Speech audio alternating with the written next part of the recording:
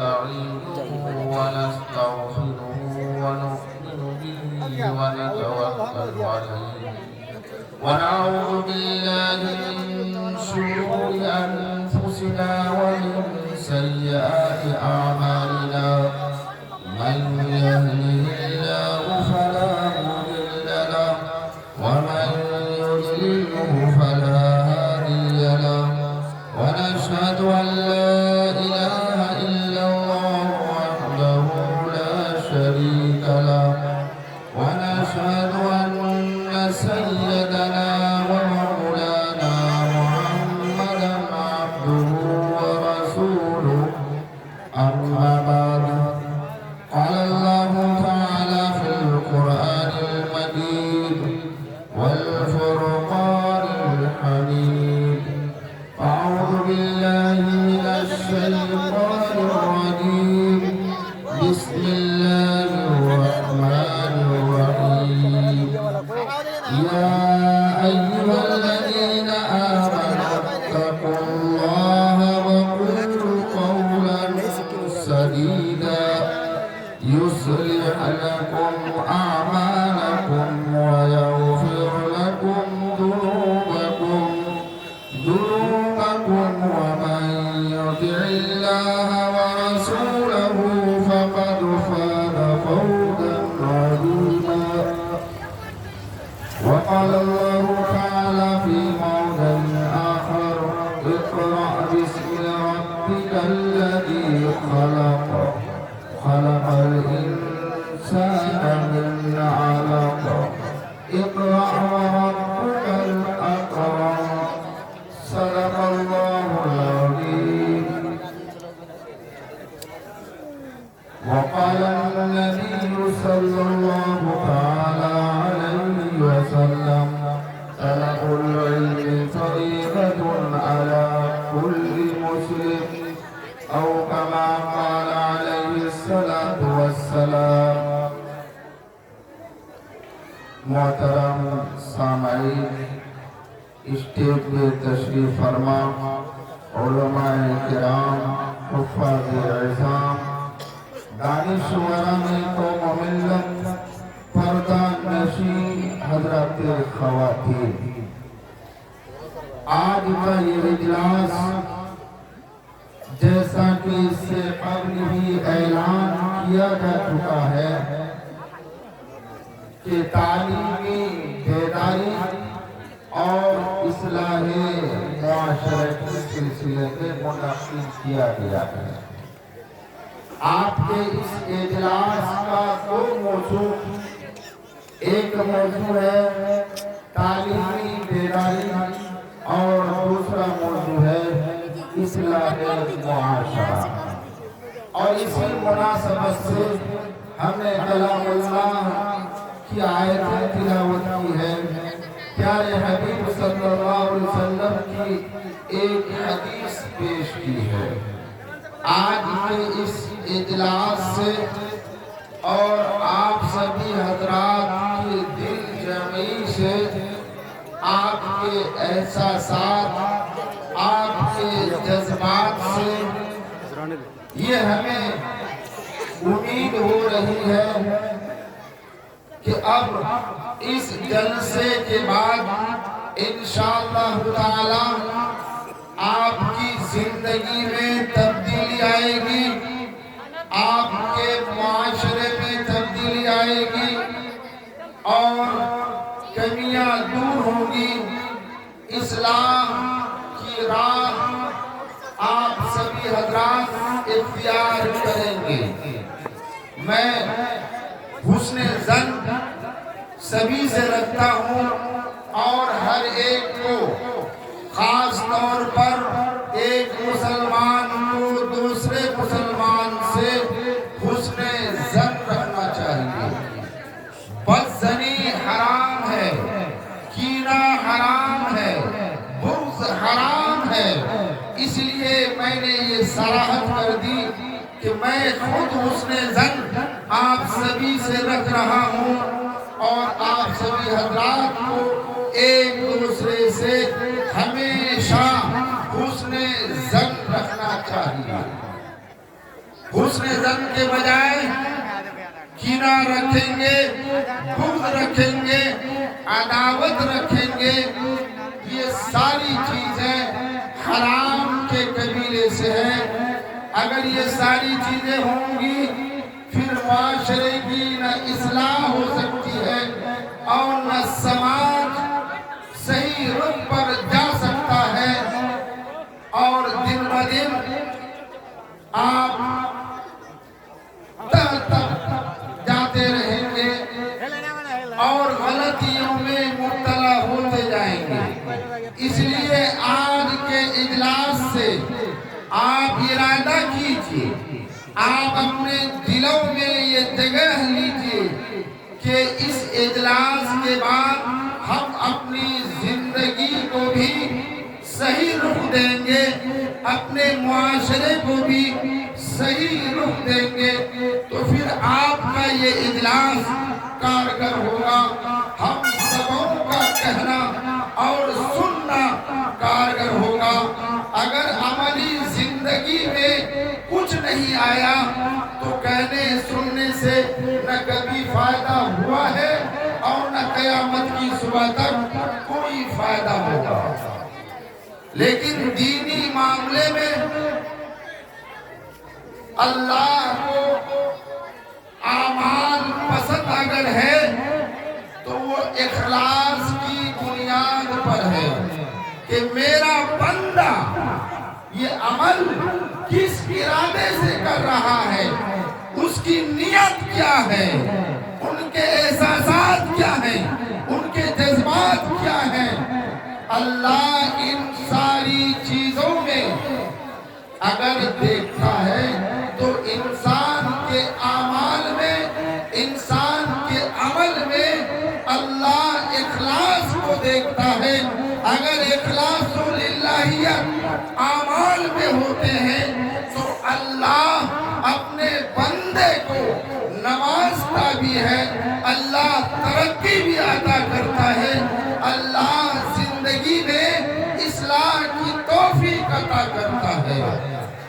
چونکہ آپ کے یہاں اس اجلاس کی بنیاد مدرسے کی ابتدا بھی ہے، مدرسے کا افتتاح بھی ہے، اس لیے ہم نے اخلاص کی بات کی ہے کہ اگر مدرسے کی شروعات میں، مدرسہ شروع کرنے والے میں اخلاص و للہیت اگر نہیں ہوگی ادارہ آگے چل نہیں سکتا، ادارہ ترقی نہیں کر سکتا، آپ کا مدرسہ منزل مقصود تک نہیں پہنچ سکتا۔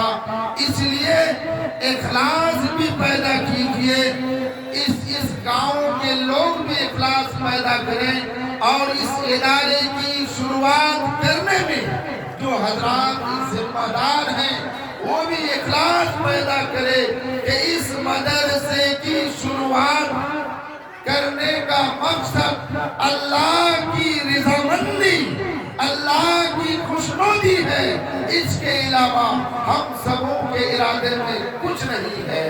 انشاءاللہ تعالی اگر آپ کے اندر اخلاص ہوگا اللہ اس ارادے کو دن بدن ترقی کی راہ پر آگے بڑھائے گا، اللہ ادارے کو چلائے گا، بندے سے ادارہ نہیں چلتا، اصل تو چلانے والی ذات اللہ کی ہے۔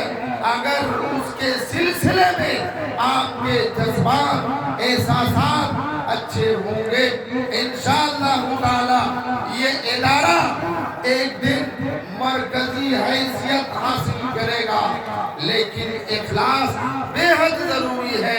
اخلاص کے بارے میں آپ نے سنا ہوگا، کل قیامت میں اللہ کے یہاں ایک سخی کو بلایا جائے گا، اس سے پوچھا جائے گا کہ دنیا میں تم نے لاکھوں کروڑوں لوگوں کو دیا، آخر تمہارا ارادہ کیا تھا؟ تم نے مدرسے بنوائے، مسجدیں بنوائی، ہزاروں لاکھوں لوگوں کی مدد کی، آخر تمہارا ارادہ کیا تھا؟ وہ سخی کہے گا یا الہ آپ کی خوشنودی تھی، اللہ کہے گا ہرگز تم جھوٹ بول رہا ہے، تمہارا ارادہ یہ نہیں تھا، تمہاری یہ خواہش نہیں تھی، تمہارا ارادہ، تمہاری نیت یہ تھی کہ لوگ ہمیں دنیا میں سخی کہہ کر پکارے، اس کا بدلہ دنیا میں تمہیں مل گیا، یہاں پر تمہیں کچھ نہیں ملے گا، فرشتوں کو حکم ہوگا اس کو جہنم میں داخل کرو۔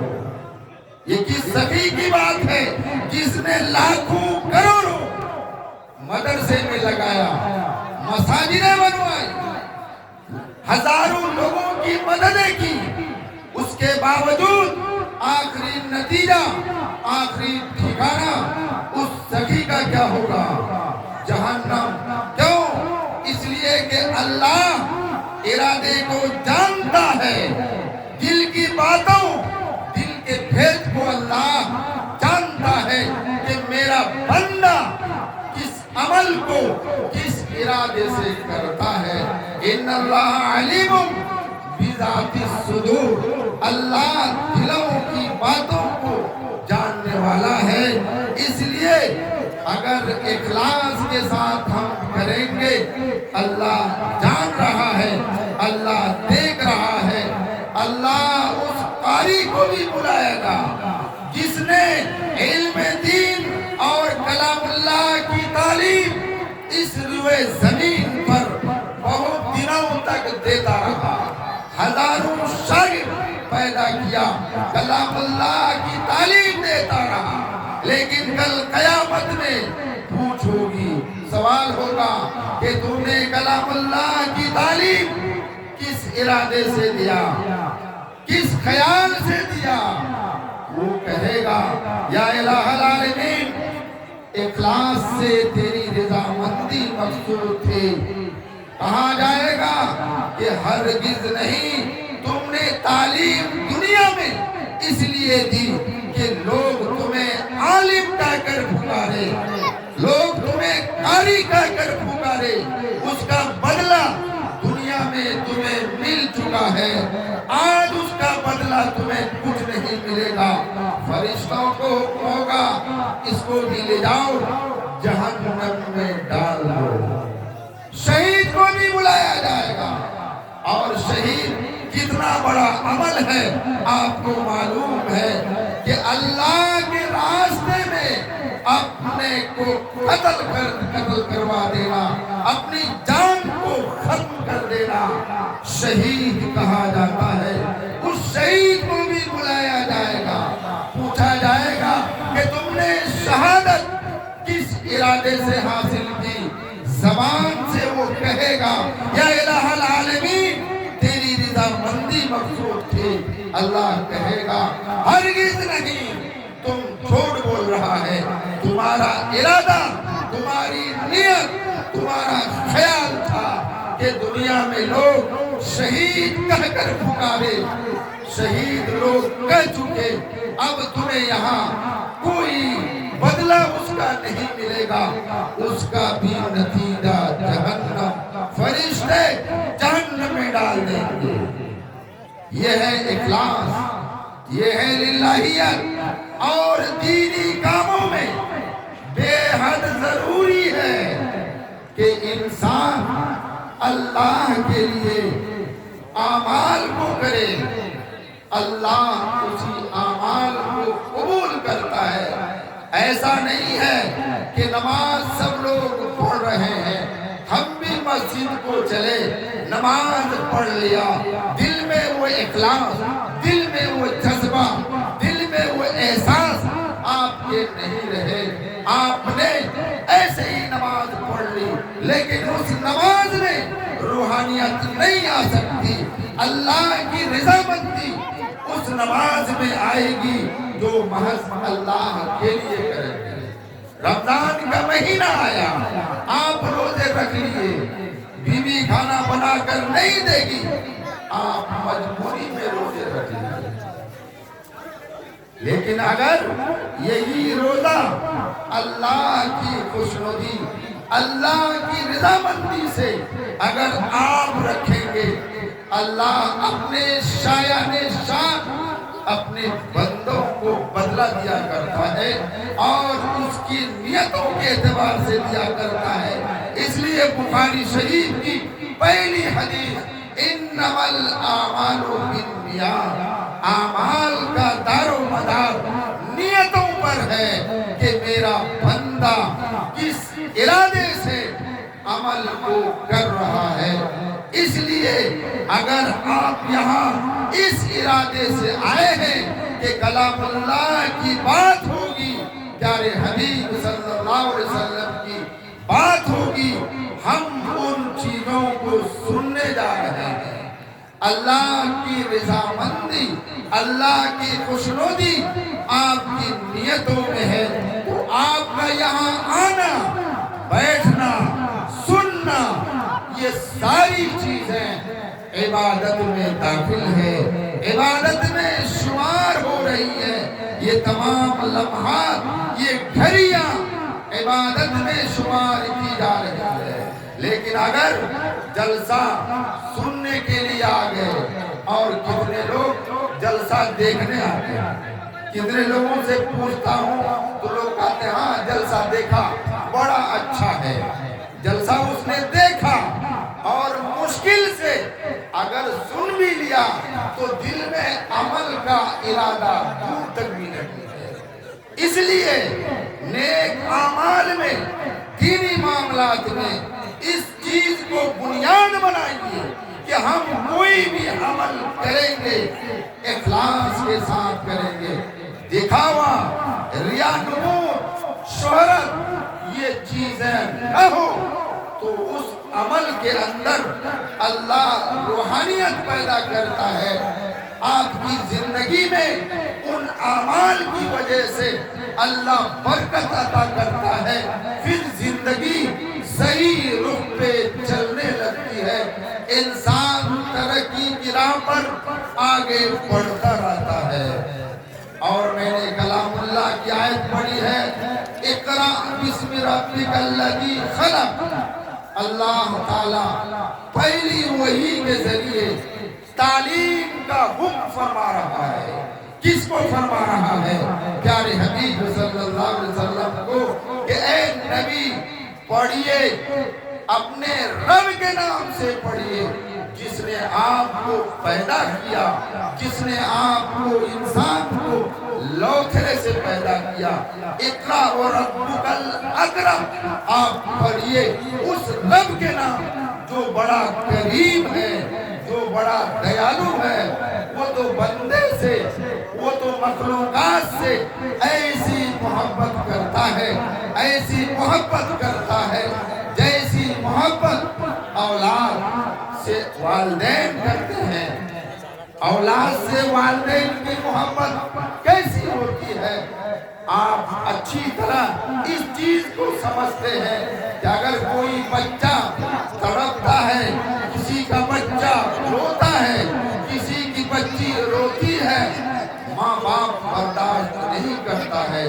جس چیز کی اس بچے اور بچی کو ضرورت ہوتی ہے، ماں باپ اس کی تکمیل کرتا ہے۔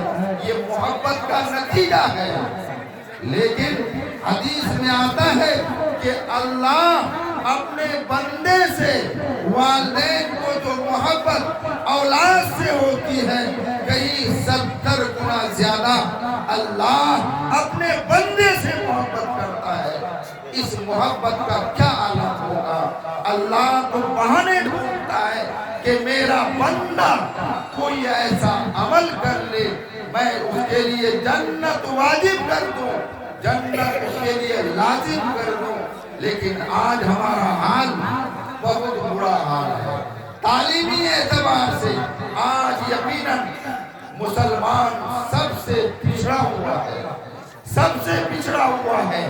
آج تعلیم پر ہماری نظر نہیں ہے، جبکہ تعلیم انسان کو ترقی کی راہ پر گامزن کرتی ہے، انسان کو ہر موڑ پہ کامیابی دلاتی ہے تعلیم۔ لیکن آج تعلیمی اعتبار سے ہم لوگ پچھڑے ہوئے ہیں۔ بچہ تھوڑا سا بڑا ہوا، کمانے کے لائق ہوا، 10 سال اس کی عمر ہوئی، تعلیم پر والدین کو کوئی نگاہ نہیں، کمانے کے لیے بھیج دیا، کام کرنے کے لیے بھیج دیا، بمبئی میں جا کر بیگ کے کارخانے میں لگ گیا بچہ، والدین کو کما کر دے رہا ہے وہ بچہ، اب والدین بھی خوش، لیکن یہ والدین بھول جاتے ہیں کہ میری اول ذمہ داری اولاد کی تعلیم ہے، اس تعلیمی ذمہ داری سے والدین غافل ہیں، سبکدوش ہیں، اور اسی تعلیم نہ دینے کا نتیجہ یہ ہوتا ہے کہ وہ اولاد والدین کی نافرمان بن جاتی ہے۔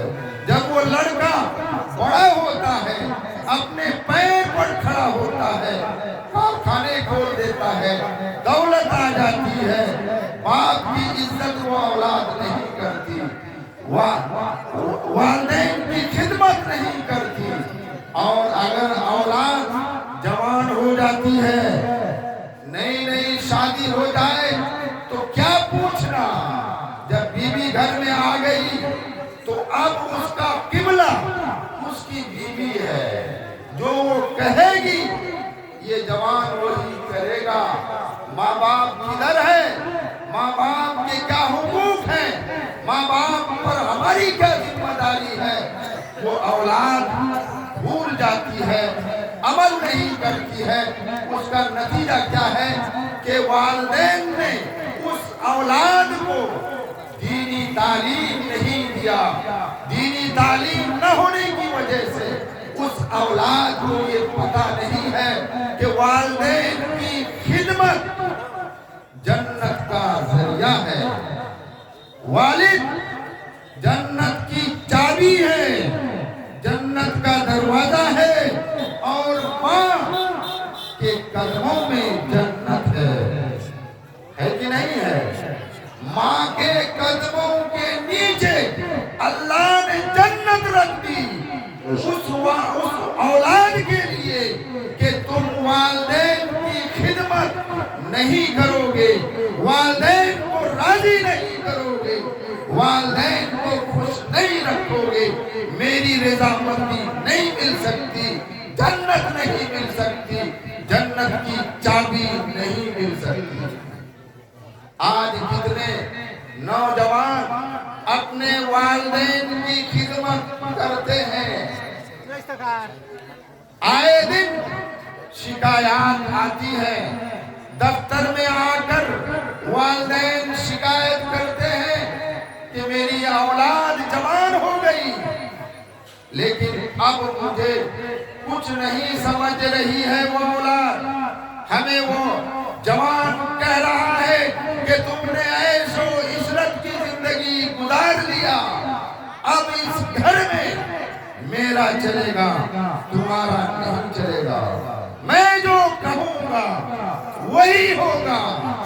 چنانچہ وہ جوان اولاد اور وہ بیوی مکمل اس گھر کو قبضہ کر لیتی ہے، والدین تڑپتے ہیں، والدین کی خدمت نہیں ہو رہی ہے، والدین کے حقوق ادا کرنے کی توفیق نہیں ہو رہی ہے۔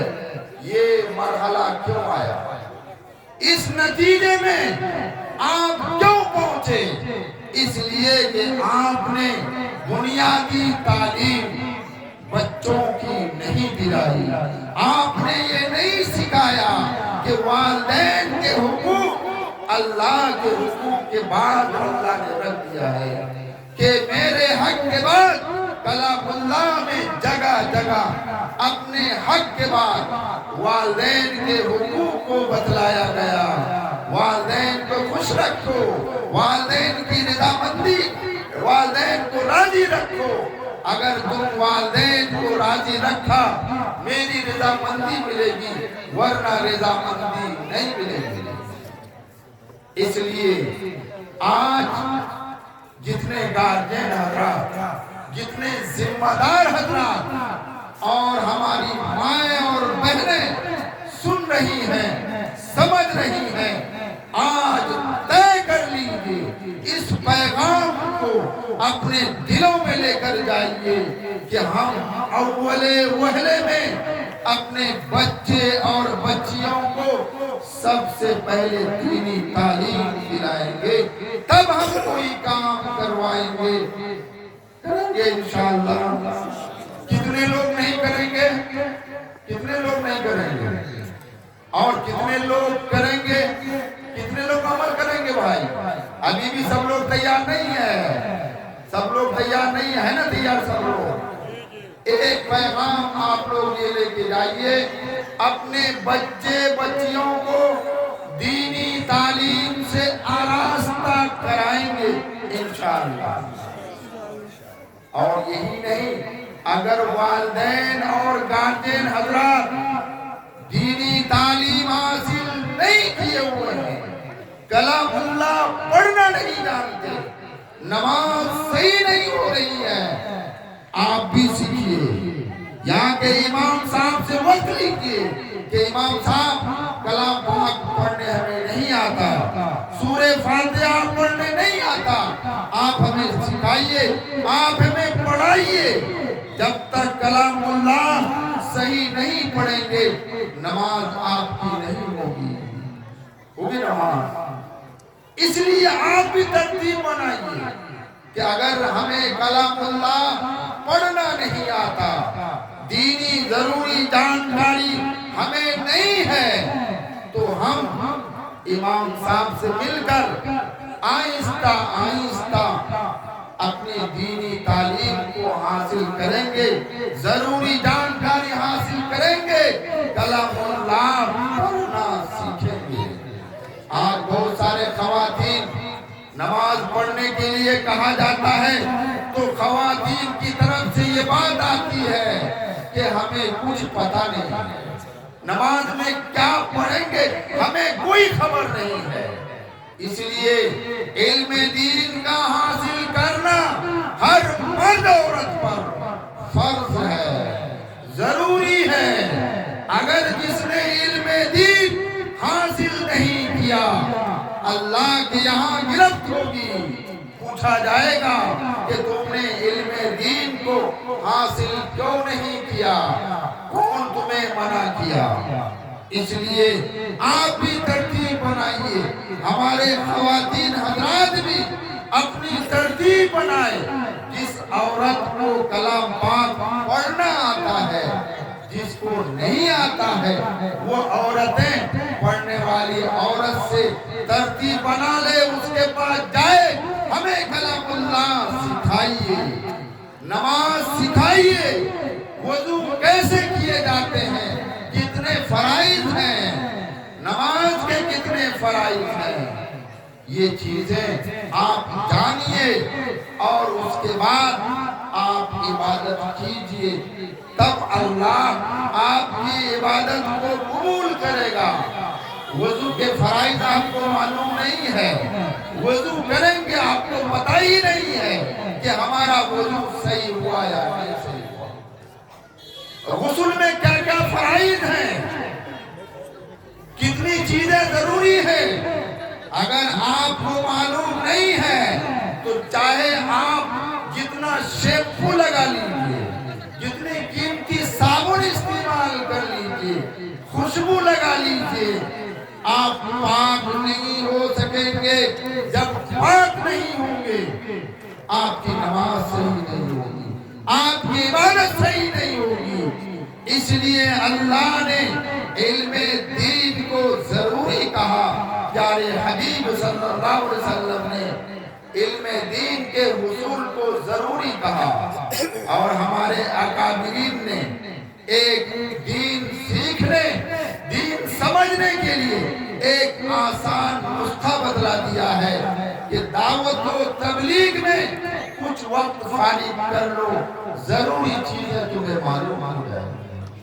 عورتوں کے لیے بھی ہے، مردوں کے لیے بھی ہے، لیکن ہم لوگوں کو ان چیزوں کی طرف رغبت ہی نہیں ہے، احساس ہی نہیں ہے۔ 40 سال عمر ہو گئی، نماز کے پابند نہیں بنے۔ رمضان مبارک جیسا مقدس مہینہ ہم نے بڑے بڑے جوانوں کو دیکھا اللہ نے صحتیں دی ہے، دولت دی ہے، لیکن روزہ نہیں رکھ پا رہا ہے، محروم ہے روزہ سے۔ میں کتنوں سے پوچھا بھی کہ تمہاری صحت کتنی اچھی ہے، ساری سہولتیں ہیں، تم روزہ کیوں نہیں رکھ رہا؟ کہہ رہا ہے ہم نہیں رکھ پائے۔ کیوں نہیں رکھ پاؤ؟ عادت نہیں ہے، ارادہ نہیں ہے، دل میں جذبہ نہیں ہے، اللہ کا خوف، اللہ کا ڈر اس انسان کے دل میں نہیں ہے کہ کل آنکھ بند ہونے کے بعد اللہ کے یہاں سوال ہوگا، اعمال تلاشے جائیں گے، تو پھر وہاں ہمارا کیا حشر ہوگا، ہم کیا جواب دیں گے، اس کا بھی خیال ہمیں اسی دنیا میں کرنا ہے۔ الدنیا مزرعۃ الآخرہ، دنیا آخرت کی کھیتی ہے، یہاں جس طرح محنت کریں گے، سینچائی کریں گے، آپ پودے لگائیں گے اور شجر کاری کریں گے، اس کا بدلہ آپ کو آخرت میں ملے گا۔ دنیا آخرت کی کھیتی ہے، اللہ نے صرف اس دنیا میں نہیں بھیجا ہے کہ کھاؤ، کماؤ، سو، رہو، عیش و عشرت کرو، بڑی بڑی بلڈنگیں بنا لو اور بڑی بڑی سواری، بڑی دولت حاصل کر لو، پھر اس دنیا سے چلا جاؤ۔ اللہ تعالیٰ نے 1400 سال پہلے ہی ارشاد فرما دیا، وَمَا خَلَقْتُ الْجِنَّ وَالْإِنسَ إِلَّا لِيَعْبُدُونِ، ہم نے انسان جنات کو پیدا اس لیے کیا کہ وہ ہماری عبادت کرے، عبادت کرے، عیش و عشرت۔ کلام اللہ نے نہیں کہا، کمانا کھانا نہیں کہا، کھاؤ، کماؤ، دنیا میں روزگار تلاش کرو، ہنر تلاش کرو، انجینئر بنو، ڈاکٹر بنو۔ شریعت منع نہیں کرتی، لیکن ڈاکٹری شریعت کے مطابق ہو، انجینئرنگ شریعت کے مطابق ہو، دنیا کا کوئی ہنر تم کرو، کوئی تجارت کرو، شریعت کے مطابق ہو، کلام اللہ کے حکم کے مطابق ہو، پیارے حبیب صلی اللہ علیہ وسلم کی سنت کے مطابق ہو۔ اگر آپ نے تجارت جھوٹ بولنے کو آپ نے بنیاد بنا لیا، آج لوگ کہتے ہیں کہ بغیر جھوٹ بولے تجارت نہیں ہو سکتی۔ کسی دکان میں جائیے، کسی پھل والے کے پاس پھل خریدنے جائیے، کوئی بھی سامان خریدنے چاہیے، اپنا ریٹ رکھے ہوا اور جھوٹ پہ جھوٹ بولے جا رہا ہے کہ ہم نے اتنے میں خریدا، جبکہ آپ نے پوچھا بھی نہیں، اس سے پہلے ہی وہ کہتا ہے ہم نے اتنا خریدا، آپ کو اتنا دے رہا ہے۔ نہ جانے صحیح بول رہا ہے، جھوٹ بول رہا ہے، خدا ہی جانے۔ اور پھل والے خراب کو نیچے، اچھے کو اوپر، ناپ تول میں جو گڑبڑی، اللہ کی پناہ، کل مرنے کے بعد کیا جواب دیں گے اللہ ہی جانے۔ اس لیے آپ ان چیزوں کو اپنے دلوں میں اتاریے، عمل کے ارادے سے اتاریے کہ ہم ان چیزوں کو سن کر عمل خود بھی کریں گے اور دوسروں تک پہنچانے کی کوشش کریں گے، انشاءاللہ کریں گے بھائی۔ اور دوسری آیت ہم نے پڑھی ہے، یا ایھا الذین آمنوا اتقوا اللہ وقولوا قولا سدیدا۔ یہ کلام پاک کی آیت ہر نکاح میں پڑھی جاتی ہے، تلاوت کی جاتی ہے کہ نہیں؟ یا ایھا الذین آمنوا اتقوا اللہ وقولوا قولا سدیدا یصلح لکم اعمالکم ویغفر لکم ذنوبکم۔ اللہ فرما رہا ہے ایمان والو تقوی اختیار کرو، سچی بات بولنا شروع کر دو۔ یا ایھا الذین آمنوا اتقوا اللہ وقولوا قولا سدیدا۔ تین چیزوں کا حکم فرمایا، ایمان پہلی شرط، دوسری شرط تقوی اور تیسری شرط سچی بات بولنا. اگر یہ تین کام تم کرو گے، ایمان لے کر آیا، تقوی اختیار کیا اور سچی بات بولنے کی عادت ڈال لی، تو اللہ فرما رہا ہے کہ یہ تین چیزیں تم کر لو گے تو ہم تمہیں تین چیزوں کا انعام دیں گے. تین چیز. یا ایھا الذین آمنوا اتقوا اللہ وقولوا قولا سدیدا. آگے چل کر انعام کا ذکر ہے. یصلح لکم اعمالکم، میں تمہارے اعمال کو سدھار دوں گا. ایک انعام اللہ نے بتلایا، یصلح لکم اعمالکم. دوسرا انعام اللہ فرما رہا ہے، یغفر لکم ذنوبکم، میں تمہارے گناہوں کو مٹا دوں گا. یغفر لکم ذنوبکم، میں تمہارے گناہوں کو ختم کر دوں گا. اگر ایمان لے آیا، تقوی اختیار کیا، سچی بات بولنے کی عادت ڈال دی، اعمال کو سدھار دوں گا، تمہاری مغفرت کر دوں گا، تمہارے گناہوں کو ختم کر دوں گا. وَمَن يُطِعِ اللَّهَ وَرَسُولَهُ فَقَدْ فَازَ فَوْزًا عَظِيمًا. یہ تیسرا انعام بتلایا گیا کہ جس نے اللہ اور اس کے رسول کی اتباع کر لی، اس نے بڑی کامیابی حاصل کر لی. تین چیزوں کے اختیار کرنے کا حکم دیا گیا. ایمان قبول کر لو، سچے پکے ایمان والے بن جاؤ. صرف بقرعید والا مسلمان نہیں، جمعے کی نماز والا ایمان نہیں، اور تمہیں گائے گوشت کا والا ایمان نہیں. تمہیں سچا پکا مسلمان بننا ہوگا، تقوی اختیار کرنا ہوگا، سچی بات بولنی ہوگی. آج جھوٹ کا کیا رواج ہے، باتوں بات میں جھوٹ، اور جھوٹ بولنے والے اپنے آپ کو سب سے زیادہ عقل مند سمجھنے لگا. یہ سب سے بڑی مصیبت. اور سماج میں جتنا جھوٹ بولے گا، جتنا دھوکہ دے گا، جتنا ظلم کرے گا، جتنا حرام کما کر جمع کرے گا، آج لوگ اس کی پیروی کرنے لگے ہیں، آج اس کی اتباع کرنے لوگ لگے ہیں. بجائے اس کے کہ اس کو بتلایا جاتا، اس سے کنارہ کشی اختیار کی جاتی، اس سے دوری اختیار کیا جاتا. لیکن آج وہ خود بھی اپنے آپ کو عقل مند سمجھ رہا ہے، اور سماج کی حمایت بھی اسے حاصل ہے. اگر ہم اپنے سماج میں سدھار چاہتے ہیں، اپنے سماج کی اصلاح چاہتے ہیں، آپ نے بینر میں لکھا ہوا ہے اصلاح معاشرہ. اصلاح معاشرہ اصل میں یہی ہے کہ ہماری زندگی کے اعمال قرآن کے مطابق ہو جائے، پیارے حبیب صلی اللہ علیہ وسلم کی سنت کے مطابق ہو جائے. اصل میں یہی اصلاح ہے. اور خطبہ نکاح میں اس آیت کو پڑھی کیوں جا رہی ہے؟ اس لیے پڑھی جا رہی ہے کہ اے نکاح کرنے والوں، ایمان پختہ کر لو، تقوی کی زندگی اختیار کر لو. میاں بیوی میں کبھی جھوٹ مت بولنا. اگر بیوی کو شوہر کا اعتماد ختم ہوا، یا بیوی کو شوہر پر اعتماد نہیں رہا، شوہر کا اعتماد بیوی سے ختم ہوا، جھگڑے وہیں سے شروع ہو جاتے ہیں، فساد شروع ہو جاتا ہے.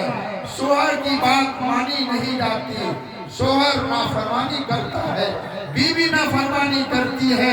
اس لیے کلام اللہ کی آیت کریمہ تلاوت کر کے یہ پیغام دیا جا رہا ہے، اے نکاح کرنے والوں، تم ایمان کامل اختیار کرو، تقوی اختیار کرو، سچی بات بولنے کی عادت ڈالو. کبھی میاں بیوی کے جھگڑے نہیں ہوں گے. ایک دوسرے کے حقوق کو جب لوگ ادا کرنے لگیں گے، طلاق کی نوبت نہیں آئے گی. ایک دوسرے سے کبھی جھگڑا اور آپس میں بگاڑ نہیں ہوگا. آج کل بگاڑ کیوں ہو رہا ہے؟ شوہر بیوی کے حقوق ادا نہیں کر رہا، اور شادی جب ہوتی ہے پیغام دیا جاتا ہے تو سب سے پہلے شروعات کہاں سے ہوتی ہے؟ کتنا مال خرچ کیجیے گا، کتنا مال خرچ کیجیے گا۔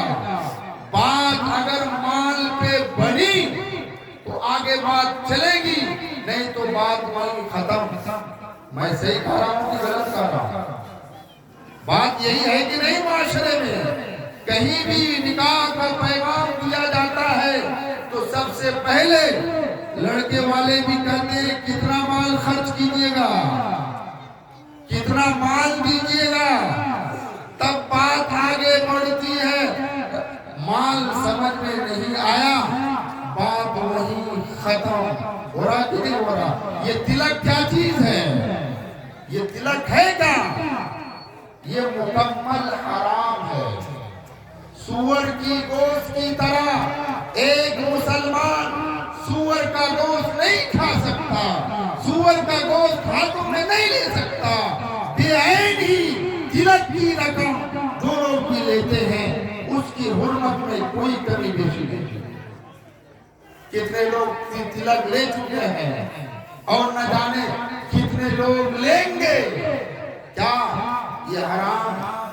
کبھی کسی عالم سے آپ نے نہیں پوچھا، کسی مفتی سے آپ نے نہیں پوچھا کہ جو لڑکے والے لڑکی والوں سے تلک کے نام پر پیسے لیتے ہیں کیا وہ حرام ہے یا جائز؟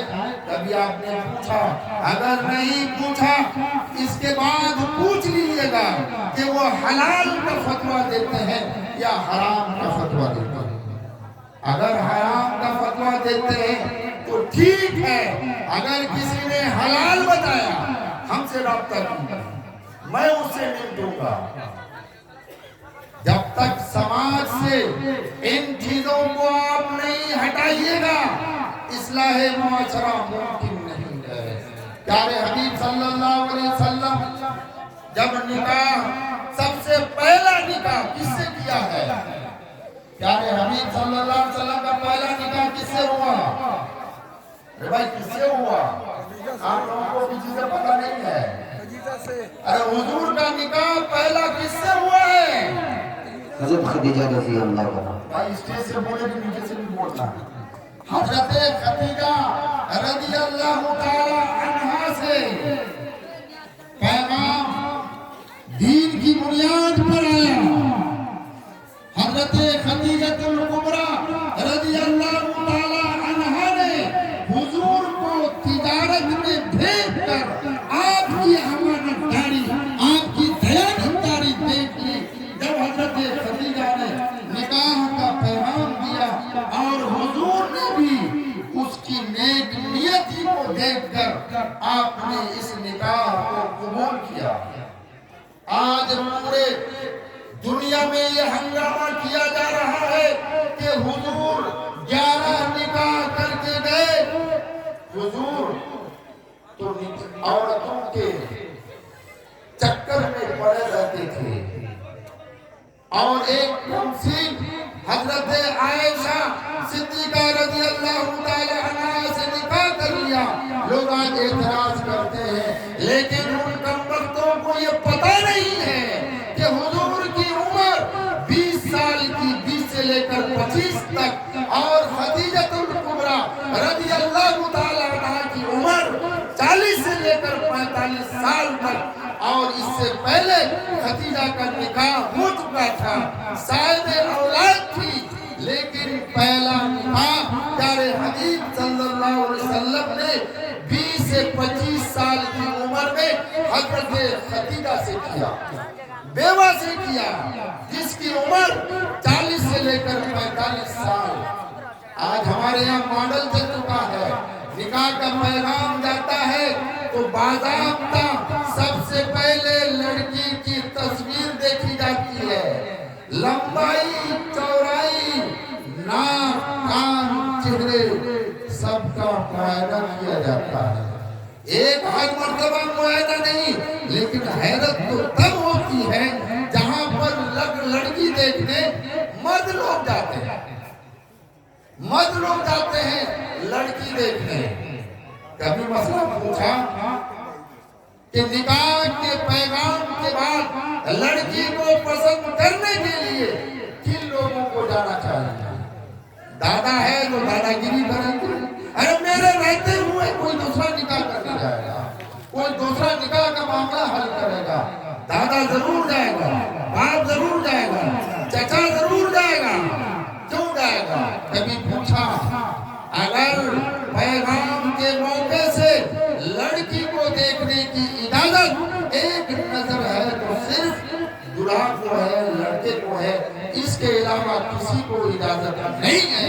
लेकिन हमारे यहाँ रस्म हो चुका है, दादा जाएंगे, चचा जाएंगे और न जाने कितने लोग जाएंगे। इसलिए समाज को सुधारने के लिए इन चीजों को सुधारिए। और प्यारे हबीब सल्लल्लाहु अलैहि वसल्लम ने फरमाया कि निकाह चंद चीजों की वजह से इंसान करता है। तुनकाहुल मरातु लिअरबईन लिमालिहा वलिजमालिहा वलिहसबिहा वलिदीनिहा। निकाह इंसान माल की वजह से करता है, हसब और नसब की बुनियाद पर करता है, हुस्न की बुनियाद पर करता है, दीनदारी की बुनियाद पर करता है। सबसे पहले यही ना किया जाता है। लेकिन इन चार चीजों में अल्लाह के रसूल ने कामयाबी की जमानत अगर दी है तो दीनदारी की बुनियाद पर दी है कि जिसने माल, हसब और नसब, हुस्न सूरत के अलावा दीनदारी को देखकर अगर निकाह किया तो वो कामयाब है। अगर दीनदारी को नहीं अपनाया, माल की बुनियाद पर निकाह कर लिया, हुस्न और जमाल की बुनियाद पर निकाह कर लिया, हसब और नसब की बुनियाद पर निकाह कर लिया, दीनदारी को नहीं देखा, हुजूर फरमा रहे हैं कि वो निकाह ना कामयाब है और ना कामयाब हो सकता है। अगर कामयाब होगा दीनदारी की बुनियाद पर होगा। इसलिए सबसे पहले लड़के वालों की तरफ से अगर पैगाम देना है तो लड़की के बारे में देखिए, लड़की दीनदार है या नहीं है। सबसे पहली चीज दीनदारी। अगर लड़की वालों की तरफ से लड़के वालों के यहाँ पैगाम दिया जा रहा है तो देखिए लड़का दीनदार है या नहीं है। अगर दीनदार है, दीनदार लड़की है, उसके साथ माल, दौलत, हुस्न, जमाल अगर सब है तो अगर दीनदारी को बुनियाद आपने बनाया इंशाअल्लाह वो निकाह कारगर होगा, वो निकाह मजबूत होगा और वो निकाह में अल्लाह खैर व बरकत अता करेगा। लेकिन आज का जवान, हमको तो लड़की ऐसी चाहिए, हमको लड़की इस तरह चाहिए, इस एटीन के चाहिए, इतनी ऊंची चाहिए, इतनी मोटी चाहिए, लेकिन दीनदारी कोई नहीं देखते। और इसी का नतीजा है कि माल मिला, लड़की घर में आई और वो लड़की ना सास की खिदमत कर रही है, ना ससुर की खिदमत कर रही है और ना शोहर की इज्जत कर रही है। अब सास ससुर कहते हैं कि ये लड़की जब से आई है ये तो हम लोगों को नौकरानी बना ली है। उसके बेड में चाय बिस्किट पहुंचाना पड़ता है, उसके कपड़े धोना पड़ता है। शोहर परेशान, हमारी इज्जत नहीं कर रही है, हमारी बातों पर नहीं चल रही है। लेकिन वो लड़का, वो लड़की ये भूल जाते हैं कि हमने निकाह में बुनियाद गलत डाली है, हमने दीनदारी को नहीं देखा, जिसकी वजह से ये फसाद बर्पा हुआ और ये मुसीबत आई। मोहब्बत खत्म, उल्फत खत्म, आपस में बिगाड़ शुरू, तलाक की नौबत आती है, तलाक बढ़ जाती है, किस्सा कहानी शुरू हुई और खत्म हो गई। आप लोग निकाह सही तरीके पर करेंगे? अरे भाई करेंगे कि नहीं करेंगे? लगता है कि आप लोग जहाँ हैं वहीं रहेंगे। بھائی نکاح شریعت کے مطابق کریں گے کہ غیر شرعی؟ ارے بھائی ہاتھ اٹھا کے بتلائیے بھی تو، لیکن یہ جوان سے کہتا کہ ہاتھ اٹھانے کے وعدہ ہو جائے۔ چلے ہم کو نکاح کرنا مان لینا ہے، اور وہ بڑی گاڑی کون گاڑی آئی ہے بھلے، اور بھلے اور بڑی گاڑی کون ہے؟ آپاچی کی فرمائی تیل ڈالنے کا پیسہ نہیں ہے، لیکن آپاچی ہمیں چاہیے۔ وہ بیچارہ لڑکی والا کیسے نظر کرے، کہیں سے قرض لے کر زمین میں کر بیچارے کرتے ہیں۔ اے اللہ کے اے ظالموں، ذرا وہ تو غور کرو کہ لڑکی کے باپ کو تم نے دکھ دیا، مصیبت میں ڈالا، سود پر اسے گرفتار ہونے پر مجبور کیا، اللہ کے یہاں کیا منہ دکھاؤ گے؟ اللہ کے یہاں کیا جواب دوں گے؟ کتنے لڑکی کا باپ میرے یہاں آ کے کہتا ہے 5 سال ہو گیا قرض میں ڈوبا ہوا، سود بڑھ رہا ہے، دن بدن مہینہ سود پہ رقم لے کر شادی کرایا اور سود بڑھ رہا ہے۔ اس لیے آپ اگر سماج کو سدھارنا چاہتے ہیں تو ان باتوں پر عمل کرنا ہوگا۔ انشاءاللہ تعالی سب لوگ کریں گے انشاءاللہ۔ تعلیم ایک پیغام، تعلیمی بیداری، ہم اپنے بچے بچیوں کو اولے وہلے میں دینی تعلیم دلائیں گے انشاءاللہ۔ دوسرا سبب اصلاح معاشرہ سے متعلق کہ ہم نکاح شادی اور جتنی چیزیں ہیں ہم قرآن کے مطابق کریں گے، پیارے حبیب صلی اللہ علیہ وسلم کی سنت کے مطابق کریں گے۔ اور کافی تعداد میں ہمارے خواتین حضرات یہاں پر تشریف فرما ہے، ذرا اس کے لیے بھی 2-4 منٹ میں کہہ دیتا ہوں۔ پیارے حبیب صلی اللہ علیہ وسلم ایک مرتبہ یہ اعلان فرمایا کہ اے خواتین حضرات، اے خواتینوں، میں جب معراج میں گیا تو سب سے زیادہ تعداد میں نے عورتوں کو دیکھا، عورتوں کو جہنم میں دیکھا۔ تو ایک عورت پیارے حبیب صلی اللہ علیہ وسلم کے سامنے کھڑی ہوئی، روایتوں میں آتا ہے عورتوں حسیلتوں کا لفظ آتا ہے، یعنی ایک عقل مند عورت کھڑی ہوئی، اللہ کے رسول آپ زیادہ تعداد میں عورتوں کو جہنم میں کیوں دیکھا؟ عورت جب پوچھی تو پیارے حبیب صلی اللہ علیہ وسلم نے فرمایا کہ 2 باتوں کی وجہ سے میں نے زیادہ تعداد میں عورتوں کو جہنم میں دیکھا۔ ایک چیز آپ نے فرمائی کہ تم لعنت کے جملے بہت نکالتی ہو۔ عورتوں کے سلسلے میں آپ نے فرمایا کہ باتوں بات پر لعنت کے جملے تم نکالتی ہو۔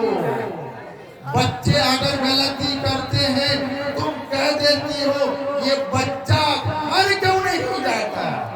جب بچے مر جائیں گے تو روتے روتے حالت خراب۔ لعنت کے جملے تم زیادہ نکالتی ہو، اس لیے میں نے تمہیں جہنم میں زیادہ تعداد میں دیکھا۔ اور دوسری چیز پیارے حبیب صلی اللہ علیہ وسلم نے فرمایا اے عورتوں، میں نے تم کو جہنم میں زیادہ تعداد میں دیکھا اس لیے کہ تم شوہروں کی ناشکری کرتی ہو، اپنے شوہر کی ناشکری کرتی ہو، اس لیے میں نے جہنم میں دیکھا۔ شوہر کی ناشکری بیوی کرتی ہے کہ نہیں کرتی ہے؟ جتنے شادی شدہ لوگ ہیں بہت تجربہ ہوگا، آپ ہمیشہ بہتر سے بہتر کپڑا لا کر دیجیے، فیشن کے لیے ہر فرمائش پوری کیجیے، لیکن خدا نہ خواستہ کبھی آپ کے پاس مجبوری آ گئی، آپ نے اچھی ساڑی نہیں دے سکا، اس کی فرمائش مکمل نہیں کر پایا، وہ عورت کہہ دیتی ہے ہم نے تو اس گھر میں کبھی کچھ پایا ہی نہیں، ساری زندگی کا تباہ برباد جتنا دیا لیا سب گیا آخرا کہہ دیتی ہے اس گھر میں تو لونڈی کی طرح میں رہ رہی ہوں، نوکرانی کی طرح کام کر رہی ہوں اور ہمارا کوئی کام نہیں رہ گیا۔ شوہر کی ناشکری یہ جہنم میں لے جائے گی۔ اے خواتین حضرات، یہ دونوں باتیں اپنے ذہنوں میں لے کر جاؤ۔ لعنت کے جملے تم زبان سے نہ نکالا کرو۔ دوسرے نمبر پہ شوہر کی ناشکری نہ کرو۔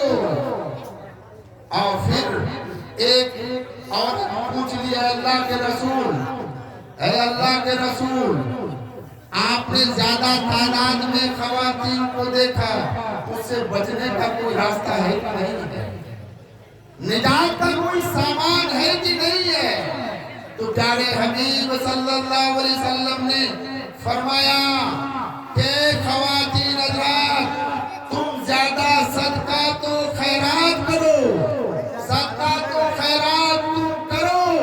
کل قیامت میں یہ صدقہ تو خیرات جہنم میں جانے سے آر بن جائے گی، یہ دیوار بن جائے گی اور تمہیں جہنم میں جانے نہیں دے گی۔ اس لیے خواتین حضرات کو میں یہ پیغام دوں گا کہ جو بھی مال و دولت آپ کے پاس ہے، آپ صدقہ تو خیرات کیجئے۔ یہ مدرسے کی شروعات ہو رہی ہے۔